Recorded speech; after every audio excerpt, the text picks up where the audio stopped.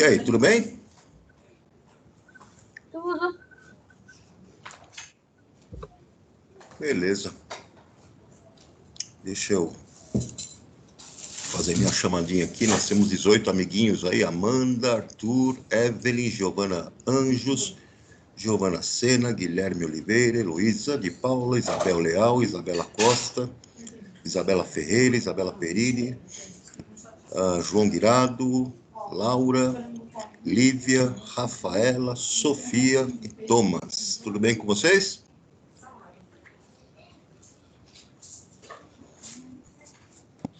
Tudo. Oi, JR. Beleza. Bom, estou espelhando aí a prova do Enem do ano de 2018, porque o de 2019 nós já vimos, não é mesmo?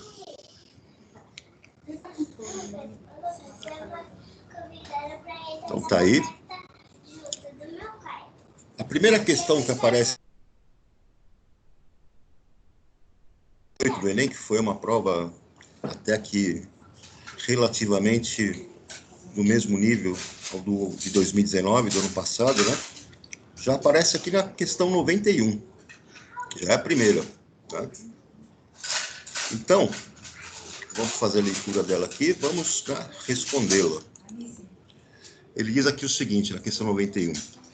Para serem absorvidos pelas células do intestino humano, os lipídios ingeridos precisam ser primeiramente emulsificados. Emulsificar significa que você vai misturar duas substâncias que não são miscíveis uma na outra. Ou seja, uma substância lá que tem caráter polar com outra que tem caráter apolar. Então, você vai fazer o quê? Misturar, né, as gorduras que você tem na alimentação, né, com a água, né, proveniente lá também da sua alimentação. Para isso, né, nessa etapa da digestão, torna-se necessária a ação dos ácidos biliares, né? Então, os ácidos biliares, aquela bile, é que vai promover essa emulsificação, né? Essa mistura. Visto que os lipídios apresentam uma natureza apolar e são insolúveis em água. Isso nós já sabemos, né? Semelhante dissolve semelhante, você precisa de uma substância que vai promover a emulsificação, né? Esses ácidos atuam no processo de modo A.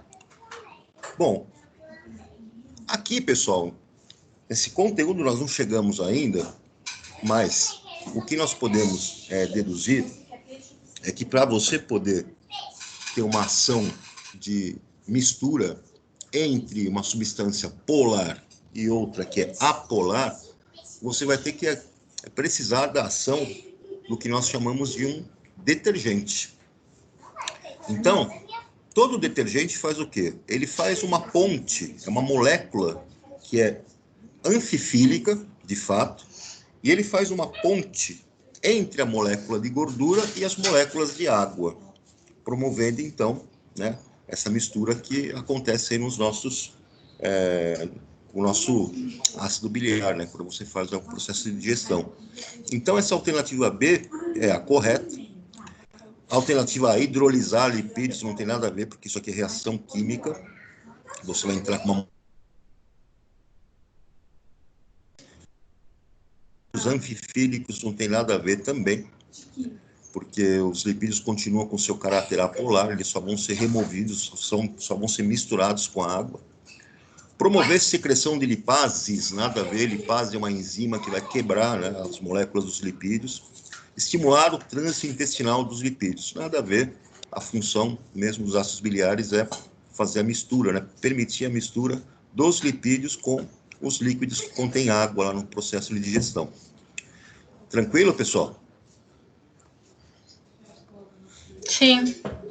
A próxima que aparece, essa primeira questão que vocês viram, é uma questão fácil, uma questão que você não pode errar, porque você errar uma questão fácil como essa, aquela teoria da resposta ao item vai fazer você despencar centenas de posições lá na classificação, tá? Então, lembrando que você tem aí um pouco mais de 2 minutos, né, para você responder uma questão como essa, então também não pode perder muito tempo com ela, tem que ser jogo rápido.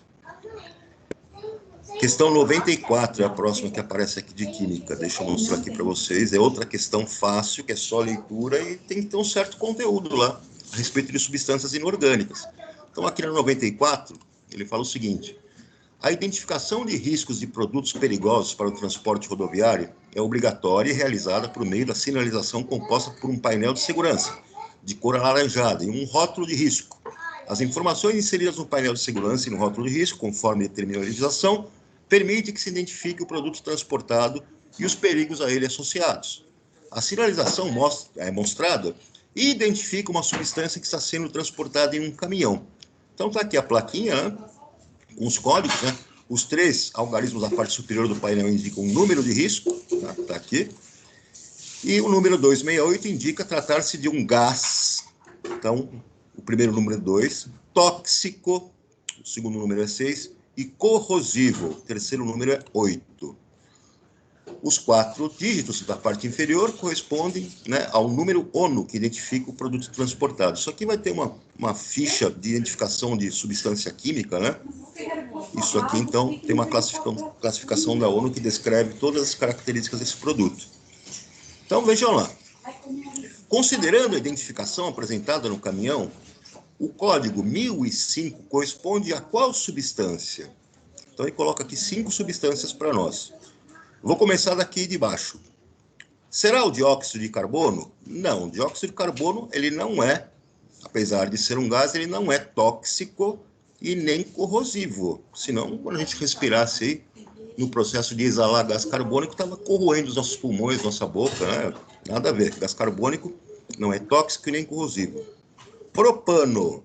Ora, se esse cara fosse tóxico e corrosivo, se você sentisse cheiro de gás lá do botijão da sua casa ou do isqueiro, você se envenenaria. E você também sofreria danos nos seus tecidos. Ele não é tóxico e corrosivo, apesar de ser um gás. Amônia, sim. Amônia, NH3, é um gás e ele é tóxico e ele é corrosivo. Mas amônia, você tem que tomar cuidado com ela, aquele cheirinho que você sente daquele amoníaco, né? Então, a alternativa C está correta.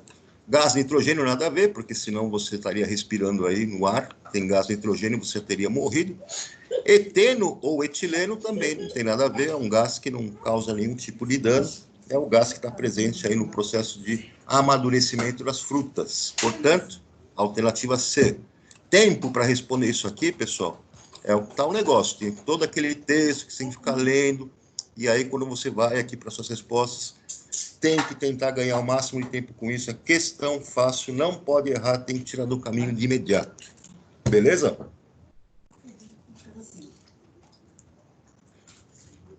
Próxima questão, 97. Deixa eu achar ela aqui, ó. Questão 97. Tá aqui, ó. Questão 97, também de química. O enunciado diz o seguinte: o grafeno é uma forma alotrópica do carbono, constituído por uma folha planar, arranjo bidimensional, de átomos de carbono, compactados e com a espessura de apenas um átomo. Sua estrutura é hexagonal, conforme a figura. Então tá aqui o nosso grafeno. Nesse arranjo, os átomos de carbono possuem hibridização. Lembra que eu expliquei para vocês lá no começo do curso que tinha lá a hibridização do carbono, e o carbono que faz só simples ligações tem a hibridização sp3, geometria tetraédrica. O carbono que faz dupla ligação tem hibridização sp2, geometria trigonal plana. E o carbono que faz tripla ligação, ele tem hibridização sp e geometria linear. Olha lá, como eu tenho o grafeno, eu tenho uma estrutura aqui onde cada carbono central, ele está formando um triângulo equilátero plano, porque ele está dizendo para mim aqui no enunciado, né, que o arranjo é bidimensional. O arranjo tem uma folha, né, forma de folha planar. E como é planar, esse carbono deve ter hibridização sp2, portanto, geometria trigonal plana. Alternativa B. Tudo bem aqui, pessoal? Essa é a questão Sim. que, se você não teve acesso ao conteúdo, você não vai para lugar nenhum, né? Você tem que realmente ter estudado esse conceito de hibridização para você poder, né, acertar a sua questão. Você poderia até chegar e falar, bom, deixa eu ver isso aqui, falou que é planar, aqui está numa forma triangular, né? Os átomos de carbono formando triângulos ligados entre si. Você até poderia procurar alguma coisa associada a triângulo aqui, né? Então o cara poderia chegar nessa trigonal a partir dessa dedução. A próxima questão é a 99. Então está aqui a 99, olha o tamanho dela. Então, ele diz aqui, ó, pesquisas demonstram que os nanodispositivos baseados em movimentos de dimensões atômicas induzidos por luz poderão ter aplicações em tecnologias futuras, substituindo micromotores sem a necessidade de componentes mecânicos. Exemplo de movimento molecular induzido pela luz pode ser observado pela flexão de uma lâmina delgada de silício, ligada a um polímero de azobenzeno e a um material suporte, em 2 comprimentos de onda, conforme ilustrado na figura. Com a aplicação da luz, ocorrem reações reversíveis da cadeia do polímero que promovem o movimento observado. Então, o que eu tenho aqui? Eu tenho uma estrutura que é numa escala atômica, né? Eu tenho esse dispositivo está conectado aqui com um polímero, que é uma molécula que é formada por vários monômeros, que são estruturas que vão se ligando sequencialmente, uma a outra, né? E quando há uma absorção de luz num determinado comprimento de onda, existe aqui uma reação onde a estrutura dessa cadeia do polímero sofre um encurtamento, vê? Ele encurta e puxa essa parte de cima aqui da minha estrutura, ela é puxada. Então, esse fenômeno aqui, esse efeito vai provocar uma ação mecânica. E essa ação mecânica você pode futuramente usar a nanotecnologia para você construir nanomáquinas, vamos dizer assim, né? Então, reparem que eu tenho uma primeira situação onde as moléculas, né, os monômeros que compõem o meu polímero, eles estão numa conformação onde eles ocupam, né, uma maior extensão. E quando acontece a absorção de luz, então, o que vai acontecer? Eles passam por uma reação e adquirem uma conformação diferente, uma conformação que puxa essa estrutura. Vamos ver o que ele pede para a gente responder aqui. O fenômeno do movimento molecular promovido pela incidência de luz decorre do quê? Aí que tá, pessoal. Essa questão, ela envolve também um conteúdo que vocês vão ter nos nossos próximos assuntos, aí, que é a isomeria. A isomeria significa que você tem as mesmas estruturas diferentes, fórmulas estruturais diferentes, funções orgânicas diferentes, ou mesmo as conformações, né? A forma com que as cadeias carbônicas se apresentam. E aqui está acontecendo um fenômeno justamente de isomeria. Por que é a isomeria? Porque se eu olhar para essa primeira estrutura e olhar a dupla ligação entre esses 2 nitrogênios, que ele falou que é esse pretinho aqui, ó, o átomo de nitrogênio, se eu passar aqui um eixo, eu reparo, então, que nessa estrutura eu tenho as moléculas em posições opostas ao meu plano que eu construí com esse eixo. E nesta outra, eu vejo que as minhas moléculas lá do polímero estão no mesmo plano, na mesma posição. Esse é o efeito, então, que é causado pela isomeria.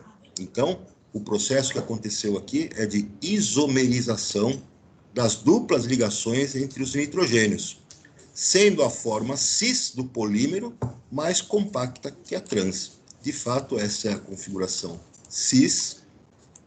Eu vou explicar para vocês depois, né, no próximo assunto. E essa aqui é a configuração trans.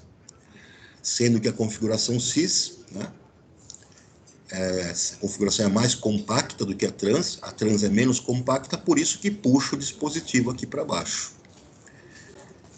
Ok, pessoal?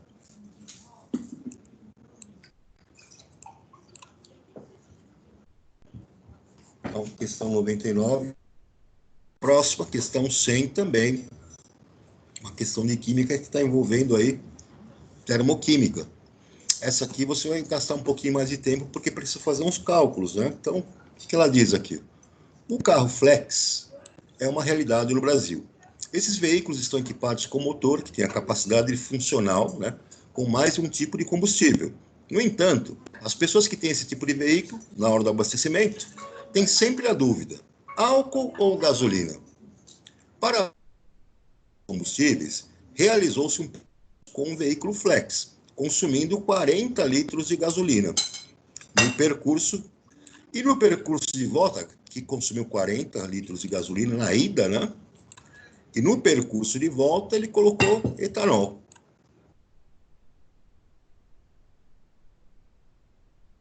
Ida quanto no de volta. Então a energia que se gastou na ida usando gasolina é a mesma energia que se gastou na volta usando etanol. Ele dá alguns dados a respeito desses combustíveis. O etanol, ele diz que a densidade é 0,8 gramas por mililitro e o calor de combustão, quilocalorias por grama, de 6 quilocalorias por grama. O sinal negativo indica que é uma entalpia, um calor que foi liberado, reação exotérmica. Já a gasolina, a densidade é de 0,7 e o calor de combustão, cada grama libera 10 quilocalorias, né, de energia.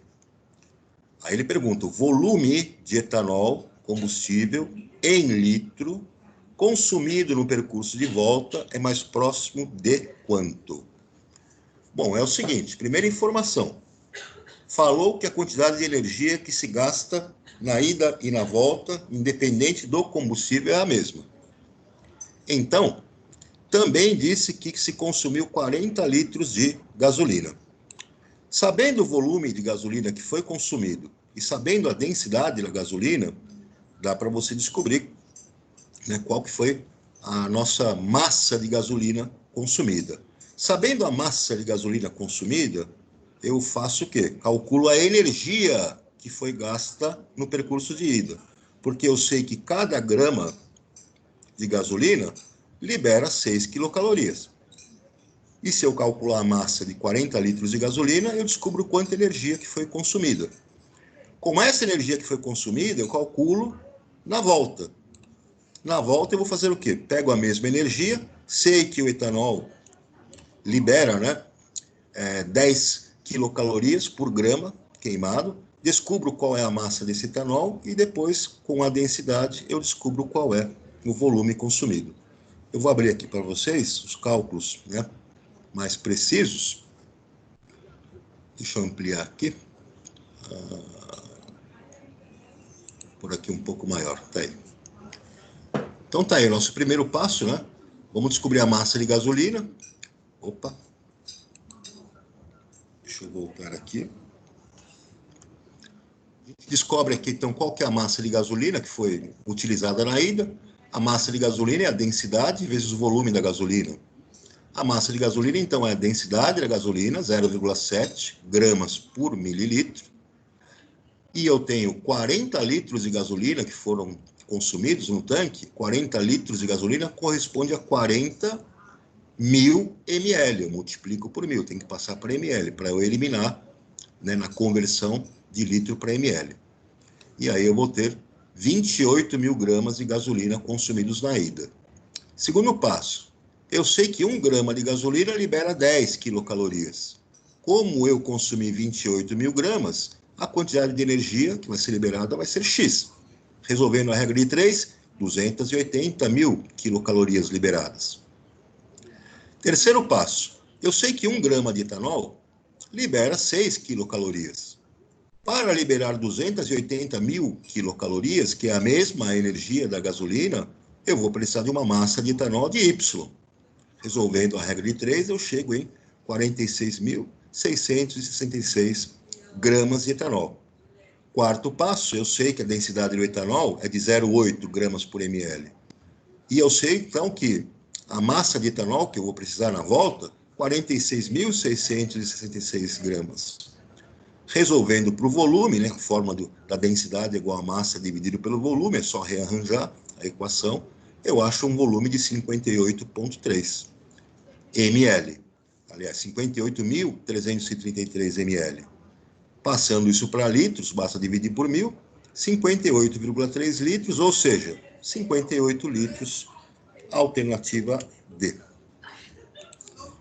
Questão já difícil, né? Essa aqui você vai deixar lá para o final, que você já percebeu de imediato que você vai ter que fazer cálculos, né? E aí, com esses cálculos, você vai chegar aqui, ó. Questão de termoquímica. Posso ir adiante, pessoal?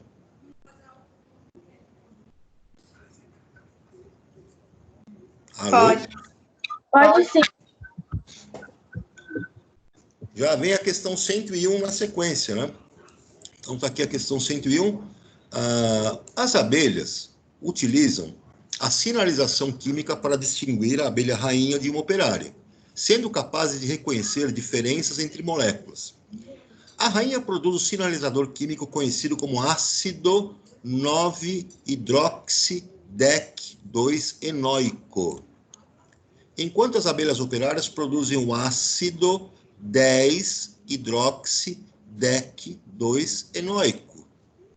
Não podemos distinguir as abelhas operárias e rainhas por sua aparência, mas, entre si, elas usam essa sinalização química para perceber a diferença.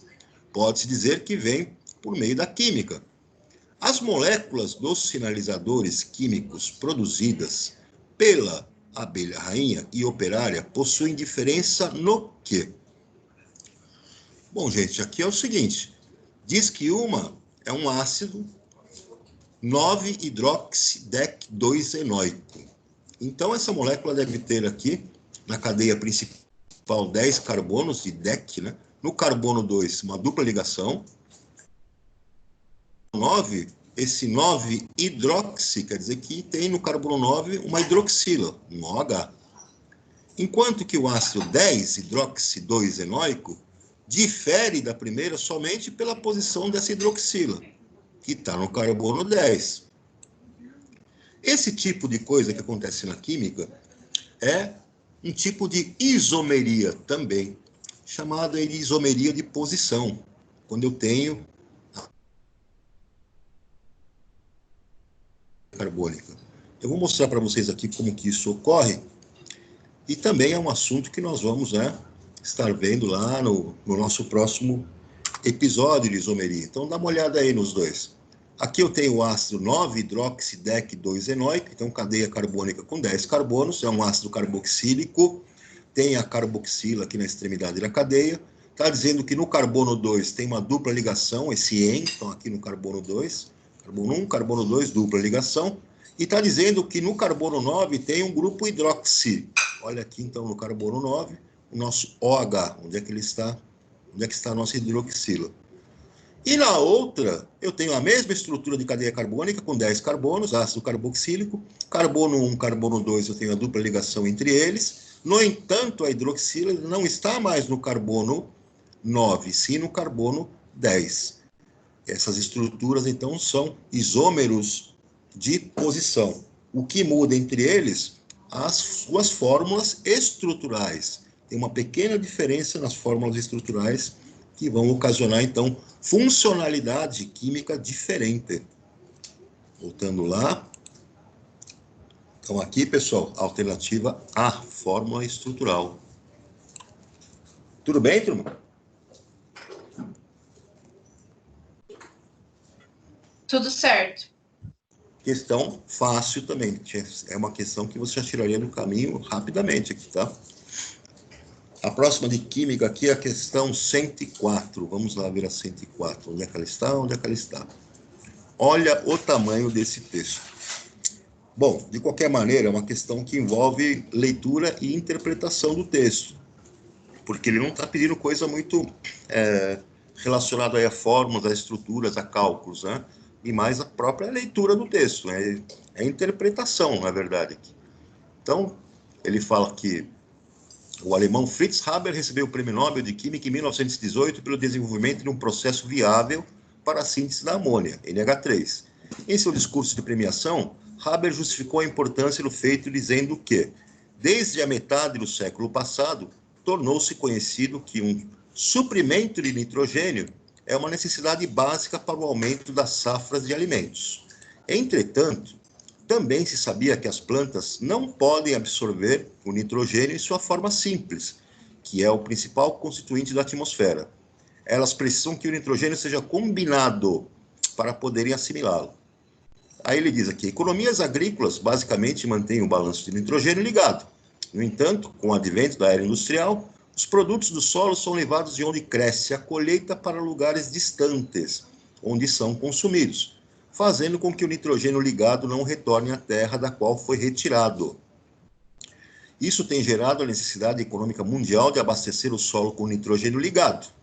A demanda por nitrogênio, tal como a do carvão, indica quão diferente nosso modo de vida se tornou com relação das pessoas que, com seus próprios corpos, fertilizam o solo que cultivam. Desde a metade do século passado, nós vínhamos aproveitando o suprimento de nitrogênio do salitre, que a natureza tinha depositado nos desertos montanhosos do Chile. Comparando o rápido crescimento da demanda com a extensão calculada desses depósitos, ficou claro que, em meados do século atual, uma emergência seríssima seria inevitável, a menos que a química encontrasse uma saída.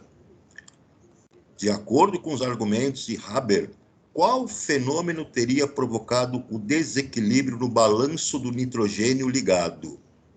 Então, ele está se referindo aqui, ó, balanço do nitrogênio ligado a este trecho aqui do texto, né? Olha aqui, ó. Essa primeira parte do texto. Vamos ver o que tem de resposta aqui.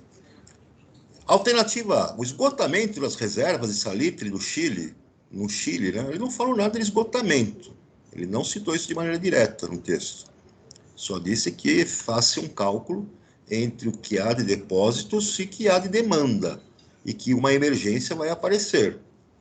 Não disse que estava esgotado.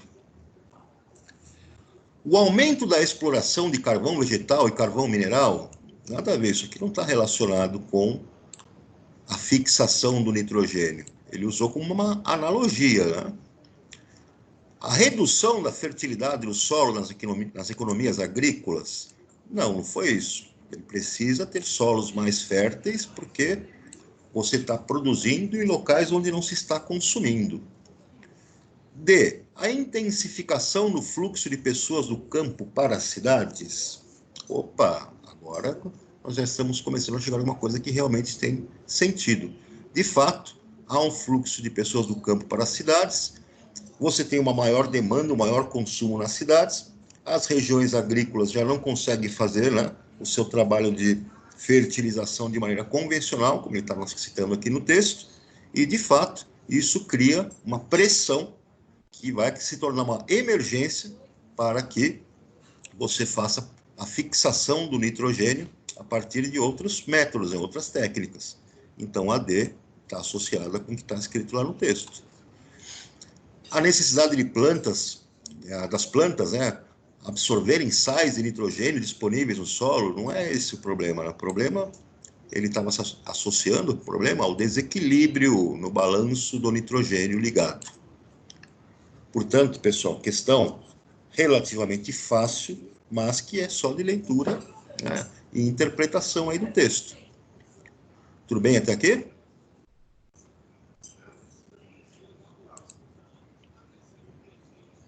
Tranquilo?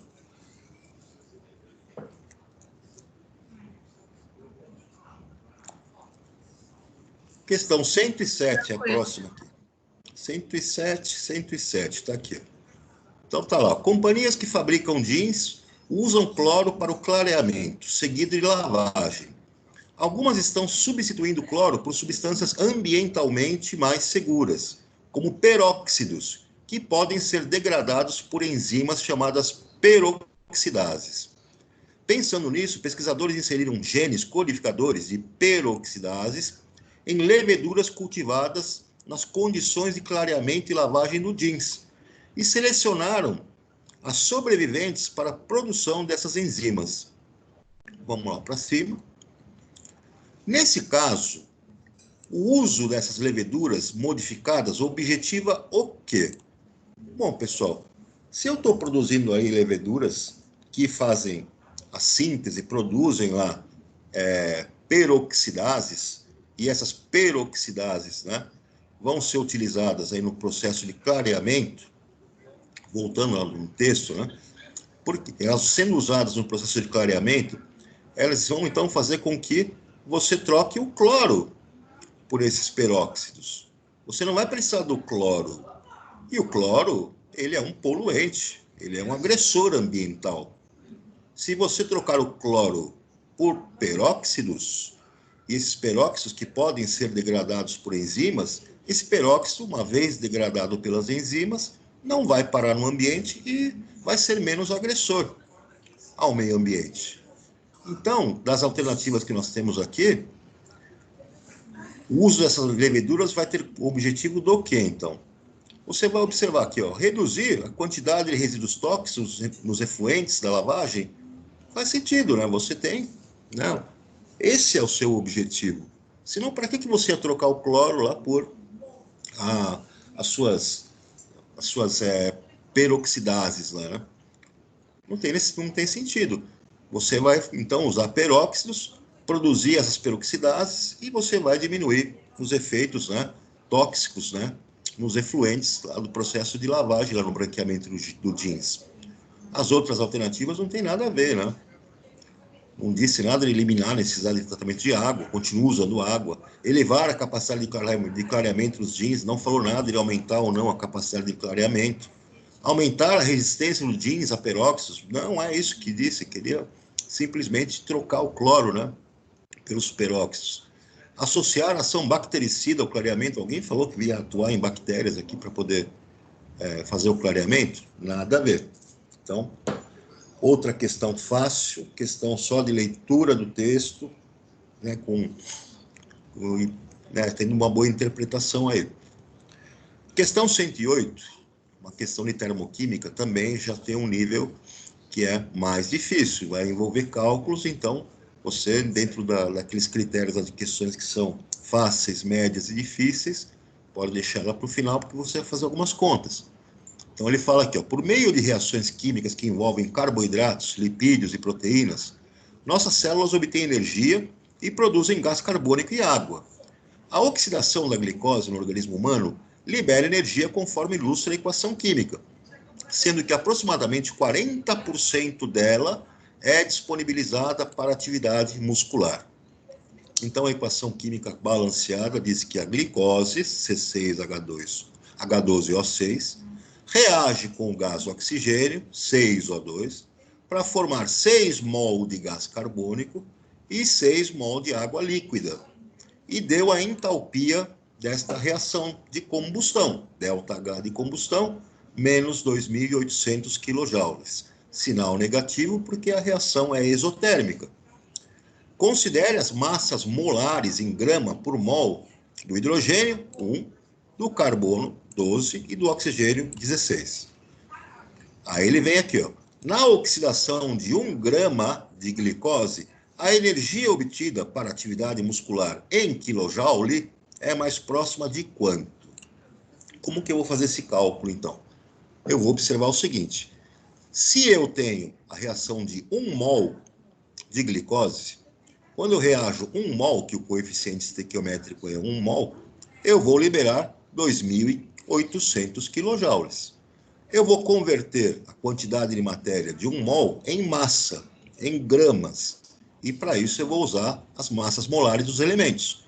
Carbono 12, hidrogênio 1, oxigênio 16. Vou fazer então 6 vezes 12 do carbono, mais 1 vezes 12 do hidrogênio, mais 6 vezes 16 do oxigênio. Vou chegar em 180 gramas por mol.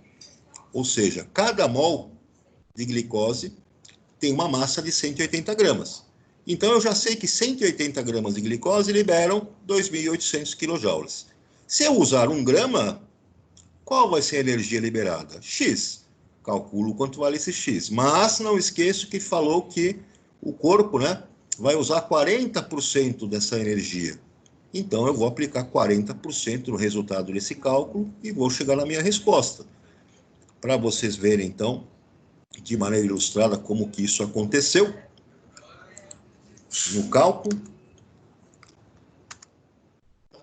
Então, a equação está aqui balanceada, né?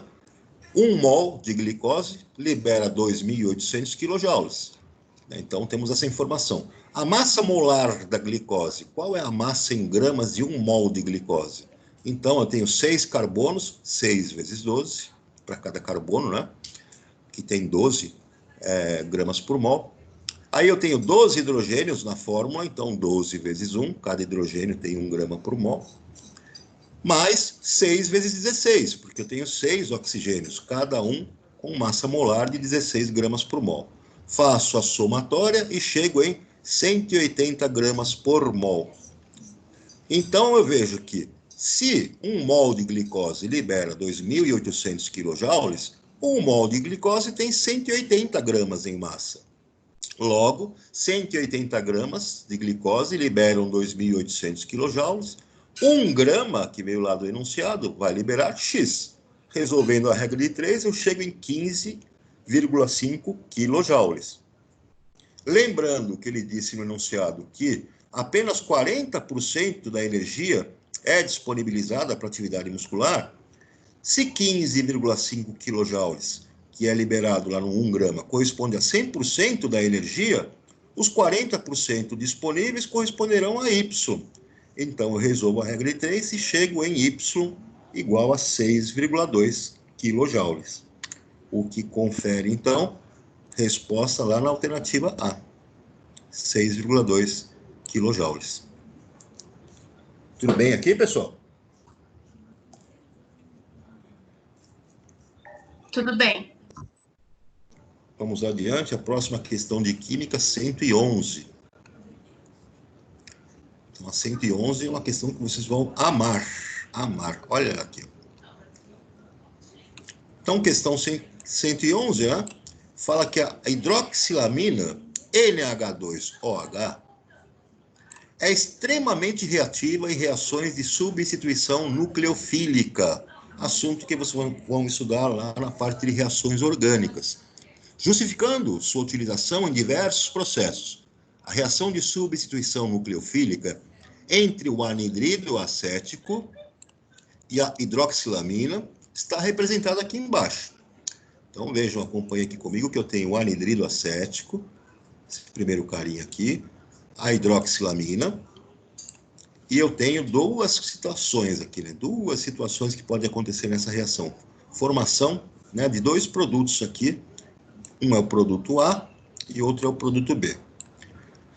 Então, reparem, pessoal, no primeiro processo, eu tenho aqui a formação, a partir do anidrido acético com a hidroxilamina, eu tenho a formação deste ácido carboxílico e o produto A. E na segunda situação, também tenho a formação de um ácido carboxílico e um produto B. O que ele fala para nós aqui?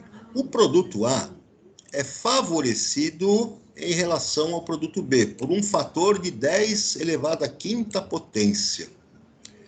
Então, vejam aí, eu tenho um favorecimento do produto A, que é 100 mil vezes maior a formação dele, do produto A, do que no produto B. Em um estudo de possível substituição do uso da hidroxilamina, foram testadas moléculas numeradas de 1 a 5. Então, ele testou aqui, ele trocou a hidroxilamina por estas substâncias aqui que ele apresentou aqui embaixo. A substância 1, a substância 2, a 3, a 4 e a 5. A 4 e a 5. Dentre as moléculas testadas, qual delas apresentou menor reatividade? Menor reatividade. Muito bem, como é que nós vamos, então, analisar essa situação para quem apresentou menor reatividade? Aqui, pessoal, eu tenho que observar o seguinte. O que a nossa hidroxilamina, quando tem a sua reação, ela vai formar esse produto em maior quantidade. Então, a reatividade para a formação desse produto foi muito maior. Bom, se eu olhar para a hidroxilamina, na sua estrutura, eu vou perceber o seguinte: o que ela tem nesse processo onde houve a formação desse produto A. O anidrido acético de partida aqui, ele vai quebrar, né? Vai quebrar aqui e vai formar esse ácido carboxílico nas duas situações. E essa estrutura que vai, né, ter restado aqui, vai formar o nosso produto A ou o produto B. O que acontece, então? O que eu tenho de característica na hidroxilamina que vai permitir que aconteça essa reação? A presença de hidrogênios disponíveis. Olha aqui, tem 2 hidrogênios aqui, tenho mais um hidrogênio aqui. Esses hidrogênios disponíveis na estrutura, então, são os hidrogênios que vão entrar aqui para a formação dos ácidos carboxílicos. E para formar tanto o produto A quanto o produto B. Claro que o A numa maior proporção. Então, se eu for substituir a nossa hidroxilamina, eu tenho que procurar algum reagente que tenha, lá com o nitrogênio, também nitrogênio na sua composição, para poder formar, né, esses produtos, hidrogênios disponíveis no nosso nitrogênio. Se eu tiver uma estrutura que tenha hidrogênios disponíveis, então a reação vai acontecer com maior eficácia. O composto que não tiver hidrogênios disponíveis, ele vai ter maior dificuldade de reagir. Ele vai ter maior dificuldade para poder formar o meu produto. Então eu vou olhar para as estruturas aqui. A estrutura 1, por exemplo. Na estrutura 1, eu tenho aqui o nitrogênio, eu tenho hidrogênio disponível aqui, ó. E tem hidrogênio disponível aqui. Na estrutura 2, eu também tenho hidrogênios disponíveis aqui no nitrogênio.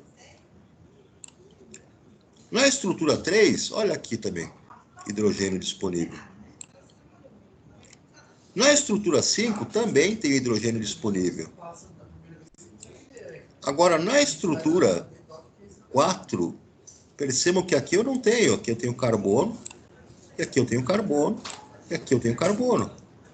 Claro que tem hidrogênios nesses carbonos, mas para você disponibilizar esse hidrogênio que está nos carbonos, para acontecer essa reação que tem aqui em cima, esses hidrogênios não podem sair dos carbonos, eles têm que sair ou do nitrogênio ou do oxigênio. Então a gente deduz que a molécula que vai ter menor reatividade, que vai ser mais difícil, né, de acontecer a reação, vai ser a estrutura 4. Portanto, alternativa D. Questão difícil, tá? Precisa ter uma certa visão aí de mecanismo da reação orgânica, né? Mas é um assunto também que vocês vão ter contato lá para frente. Nas reações orgânicas vai ficar mais claro para você dar uma abordagem para ela com mais precisão. Tudo bem, pessoal? Tudo sim. Vamos lá para a questão 113. Questão de eletroquímica. É uma questão relativamente fácil, mas você precisa ter o conceito, né? Então, diz aqui na questão 113 que as células solares, à base de dióxido de titânio, sensibilizadas por corantes S, são promissoras e poderão vir a substituir as células de silício. Nessas células, o corante adsorvido sobre o nosso óxido de titânio é responsável por absorver energia luminosa, H-Ni. E o corante excitado, S com um asterisco, é capaz de transferir elétrons para o dióxido de titânio. O esquema dessa célula e os processos envolvidos estão ilustrados na figura. A conversão de energia solar em elétrica ocorre por meio da sequência de reações apresentadas. Então vamos ver o que acontece aqui na sequência das reações, né, apresentadas. Eu tenho aqui 2 eletrodos. O eletrodo que tem o dióxido de titânio com corante, está aqui o corante, né? e o eletrodo de platina, que é inerte. Eles estão ligados aqui por um fiozinho, e aí o que acontece? Com a luz solar, vem a luz solar, bate aqui nos nossos eletrodos com o corante, esse corante, então, S, passa para a forma S asterisco. E aí o que vai acontecer aqui, pessoal? Vai acontecer o seguinte, esse S asterisco vai passar por um processo que vai formar, né, a partir do seu S asterisco, voltando esses elétrons para cá, os íons iodeto, que estão aqui, mediadores de carga, né, também vão passar por uma reação que vai permitir que haja o fluxo de elétrons para que retorne para o processo original. Então, eu tenho aqui um circuito fechado, onde em um eletrodo está acontecendo a oxidação, em outro eletrodo está acontecendo a redução. Um é um cátodo, onde acontece a redução, e outro é o ânodo, onde acontece a oxidação. Então, na primeira etapa, eu tenho o óxido de titânio com o corante. Recebeu luz, ficou aqui numa forma excitada. Óxido de titânio combinado aqui ao corante com um certo nível de energia, essa estrelinha. A segunda etapa, esse óxido de titânio excitado com essa estrelinha, vai formar o óxido de titânio, o nosso corante vai ficar com S+, e vai ser liberado um elétron. Esse é o processo de oxidação. Elétrons são liberados.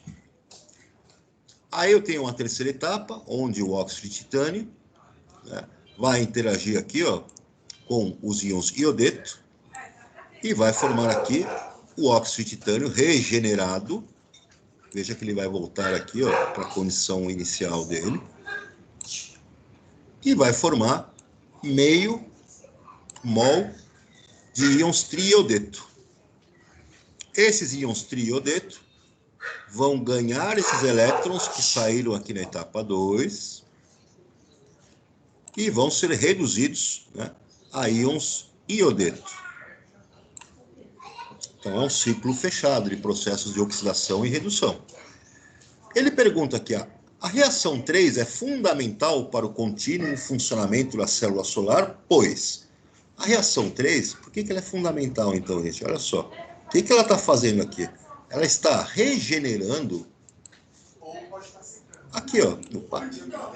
Desculpa, deixa eu pôr aqui de novo. Não vai dar para pintar aqui, não tem problema.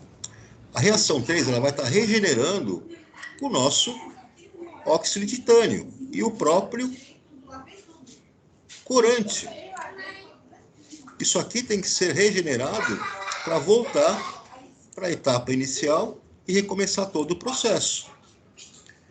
Então, a resposta aqui, alternativa B. Eu estou regenerando o meu corante.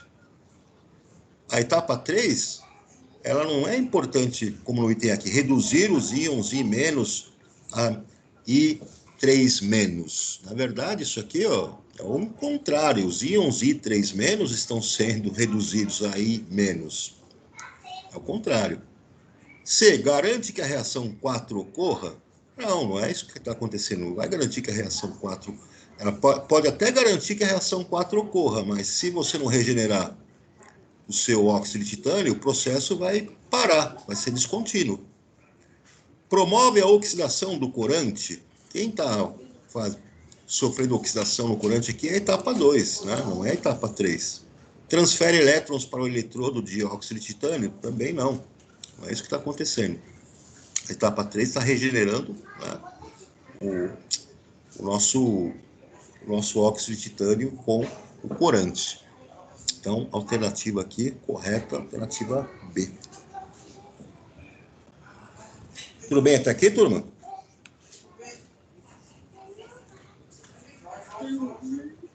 Sim, tudo.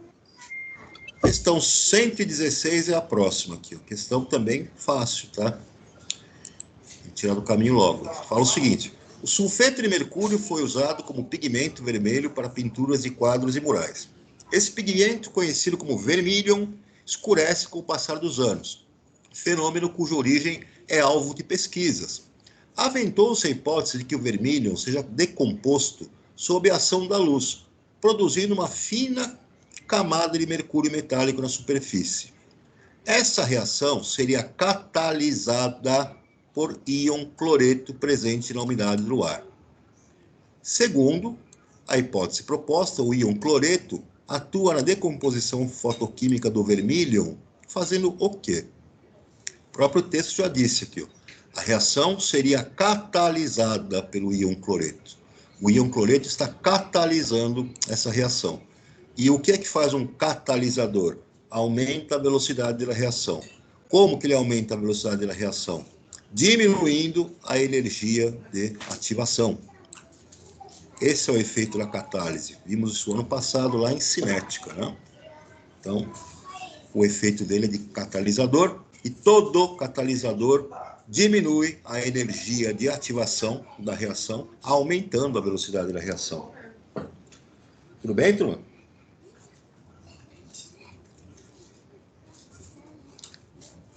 Beleza. 119 é a próxima. 119 está aqui, ó. Então, ele fala, né, que na mitologia grega, Nióbia era filho de Tântalo, dois personagens conhecidos pelo sofrimento. O elemento químico de número atômico Z igual a 41 tem as propriedades químicas e físicas tão parecidas com as dos elementos, do elemento de número atômico 73, que chegam a ser confundidos. Por isso, em homenagem a esses dois personagens da mitologia grega, foi conferido a esses elementos os nomes de Nióbio, número atômico 41, e Tântalo, número atômico 73. Esses dois elementos químicos adquiriram grande importância econômica na metalurgia, na produção de supercondutores e em outras aplicações na indústria de ponta, exatamente pelas propriedades químicas e físicas comuns aos dois. A importância econômica e tecnológica desses elementos, pela similaridade de suas propriedades químicas e físicas, deve-se a quê? Pessoal, elementos químicos que fazem parte de um mesmo grupo na tabela periódica têm propriedades químicas semelhantes, fazem parte de um mesmo grupo ou de uma mesma família.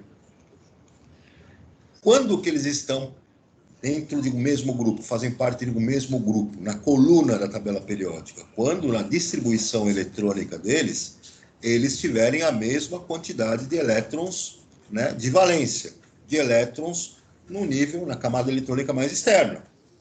Então, eu já sei que os elementos químicos que têm propriedades químicas e até mesmo físicas semelhantes fazem parte de um mesmo grupo ou família. Aí eu venho aqui nas alternativas. Ele pergunta, ele oferece para nós aqui no subnível F. Só o fato de eles terem elétrons no subnível F não quer dizer que eles participem do mesmo grupo ou família, eles estejam no mesmo grupo ou família.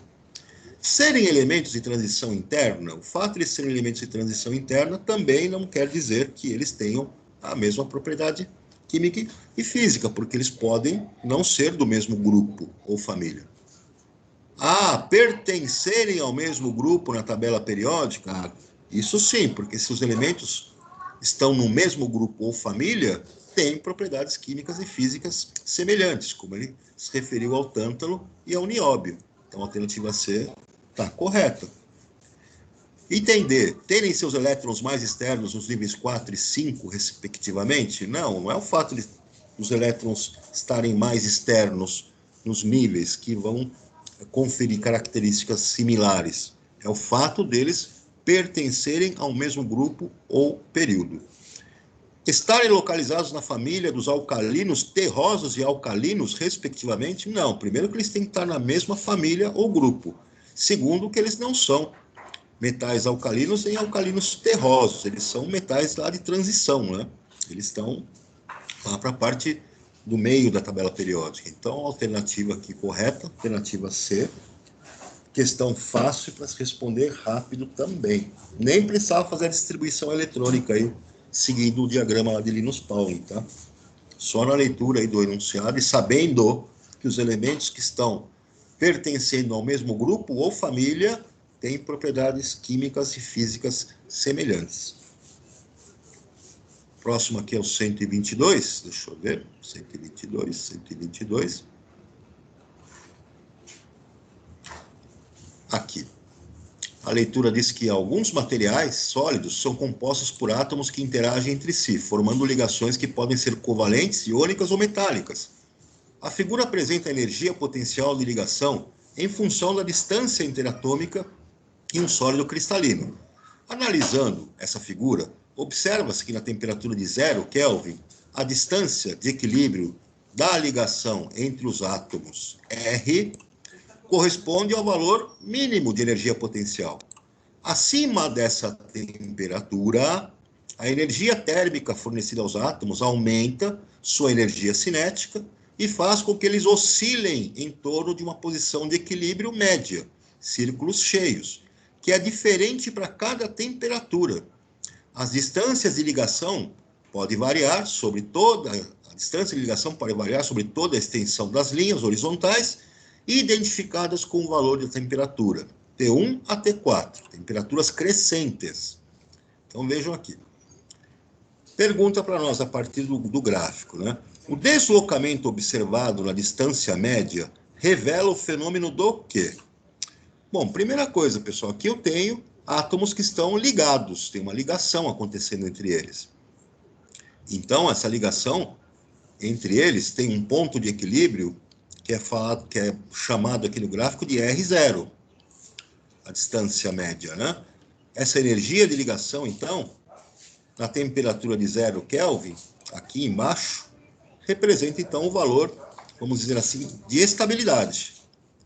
Quando a temperatura aumenta para T1, eu vejo, então, que começa a ter uma oscilação nessa ligação. E a distância interatômica, então, já não está mais no ponto R0, já começa, então, a ter um afastamento, olha. Um afastamento, é como se a minha ligação química estivesse esticando. O que eu consigo observar aqui, então, é que conforme vão aumentando as temperaturas, os valores médios para a minha ligação, eles começam a oscilar. Podem se tornar maiores. Bom, ou mesmo menores. Se a distância entre os átomos está variando conforme varia a temperatura, esse fenômeno de ionização, então, os átomos se afastariam. Dissociação também acontece quebra da ligação covalente. Também não é. Quebra de ligações covalentes? Não houve quebra, não houve rompimento, houve uma oscilação, um aumento na distância média.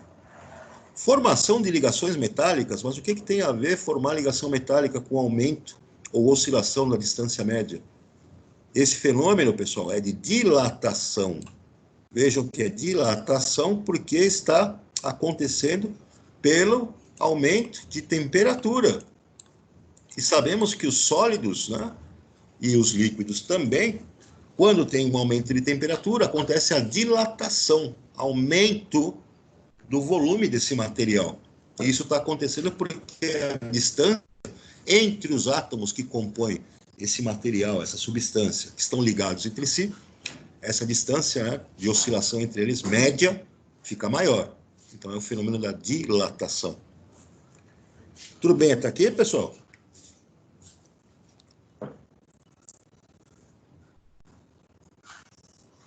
Tranquilo. Beleza. Turma, eu vou parar por aqui, tem ainda mais 5 questões, vou deixar para nosso próximo encontro aí, nós voltamos nessas outras 5 que estão faltando, que eu já estourei o meu horário aqui, não é isso? Tá bom, então. Tranquilo. Beleza? Alguma dúvida aí, turma? Nenhuma.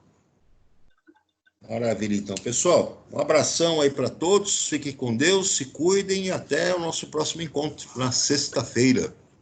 Até o próximo, Jota. Tchau. Até a próxima. Tchau. Até mais. Tchau, tchau, pessoal.